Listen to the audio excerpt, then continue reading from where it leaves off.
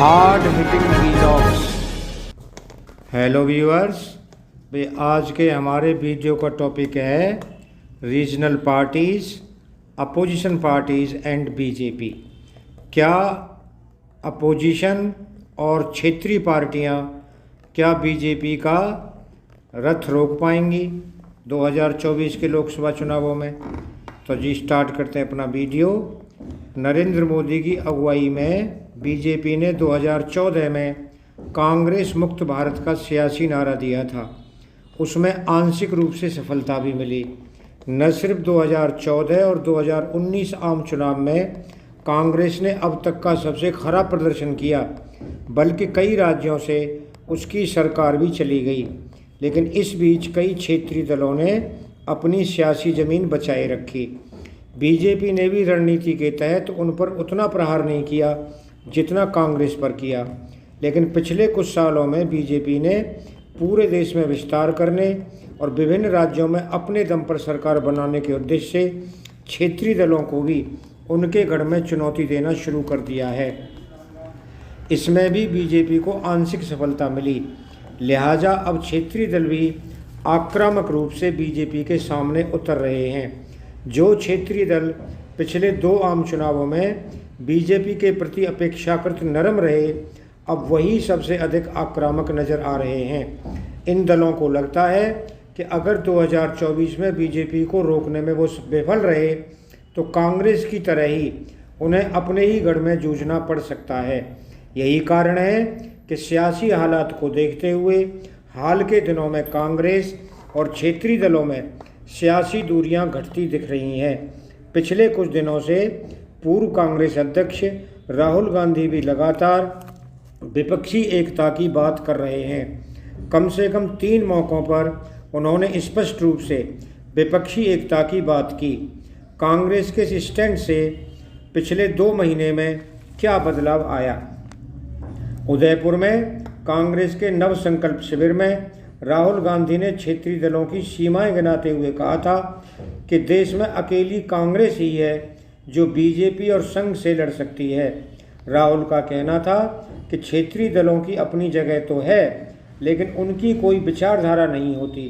BJP भी जानती है कि क्षेत्रीय दलों के हित क्षेत्रीय होते हैं, इसलिए वो इसे नहीं हरा सकते। राहुल के इस बयान पर समाजवादी पार्टी, राष्ट्रीय जनता दल, झारखंड मुक्ति मोर्चा से लेकर नेशनल कॉन्फ्रेंस और सीपीएम तक तमाम क्षेत्रीय दलों की ओर से तीखी टिप्पणियां आई थीं। लेकिन बाद में नीतीश कुमार से लेकर शरद पवार तक कई नेताओं की कांग्रेस नेतृत्व से मुलाकात हुई। सभी दलों ने माना कि पहले उन्हें प्राथमिकता तय करनी होगी। उसके बाद सभी सहमत हुए कि अभी उन्हें आपसी अंतर विरोध को दरकिनार कर बड़ी लड़ाई पर फोकस रखना होगा। व्यूअर्स, क्षेत्रीय दल और कांग्रेस के बीच कई मौक़ों पर न सिर्फ विरोध रहा है, बल्कि क्षेत्रीय दल भी कांग्रेस से दूरी बनाए रखने में ही अपना फ़ायदा समझते थे। इसके पीछे इनका अपना कारण भी है। अधिकतर क्षेत्रीय दल, चाहे तेलंगाना में हो या आंध्र प्रदेश में, पश्चिम बंगाल में हो या महाराष्ट्र में, कांग्रेस के पतन की कीमत पर ही उभरे हैं। जिन जिन राज्यों में कांग्रेस कमज़ोर होती गई, वहाँ क्षेत्रीय दलों का प्रभाव बढ़ता गया। व्यूअर्स, लेकिन जानकारों के मुताबिक पिछले 2-3 सालों में हालात बदले हैं। अब इन सब के लिए बीजेपी से लड़ना प्राथमिक सियासी चुनौती बन गई है।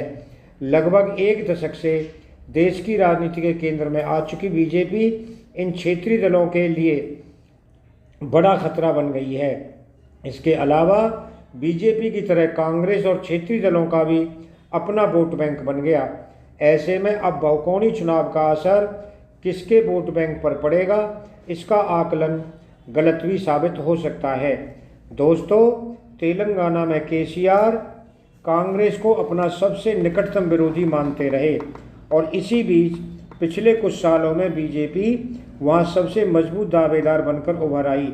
आज की तारीख में केसीआर अपने ही राज्य में कांग्रेस से अधिक बीजेपी को अपना शत्रु मानते हैं। इसी तरह ममता बनर्जी ने पश्चिम बंगाल में कई सालों तक लेफ्ट कांग्रेस को अपना मुख्य विरोधी माना। कांग्रेस की ओर से यहाँ तक आरोप लगा कि ममता ने इन दलों को कमज़ोर करने के लिए बीजेपी को स्पेस दिया। दोस्तों, आज की तारीख में पश्चिम बंगाल में न सिर्फ बीजेपी मुख्य विपक्ष बन गई है, बल्कि राज्य में करीब 38% तक वोट पा चुकी है। इसी तरह अब बीजेपी पंजाब, तमिलनाडु, केरल, आंध्र प्रदेश जैसे राज्यों में भी पूरी तरह ताकत बन चुकी है, जहां क्षेत्रीय दलों का प्रभाव रहा है। पार्टी भले ही उत्तर प्रदेश जैसे बड़े राज्य से लेकर उत्तर पूर्व के छोटे छोटे राज्यों में अपने दम पर बड़ी ताकत बन चुकी है, वहीं सालों तक क्षेत्रीय दलों का प्रभुत्व रहा था। उत्तर प्रदेश में समाजवादी पार्टी या बहुजन समाज पार्टी जैसी बड़ी क्षेत्रीय पार्टियां संघर्ष कर रही हैं, जिनके पास सत्ता की चाबी होती थी। बिहार में भी जेडीयू से अलग होने के बाद बीजेपी पहली बार जेडीयू आरजेडी को अकेले ही चुनौती दे रही है। महाराष्ट्र में बीजेपी शिवसेना को 2 भागों में बांटने में सफल हो चुकी है। क्षेत्रीय दलों के बीच बीजेपी की अचानक बड़ी सेना से अब इन क्षत्रपों की चिंता बढ़ा दी है। दोस्तों, अगर आपको वीडियो पसंद आया हो तो आप चैनल को सब्सक्राइब करें, वीडियो को लाइक करें। आप लोगों का बहुत बहुत धन्यवाद। Thank you very much.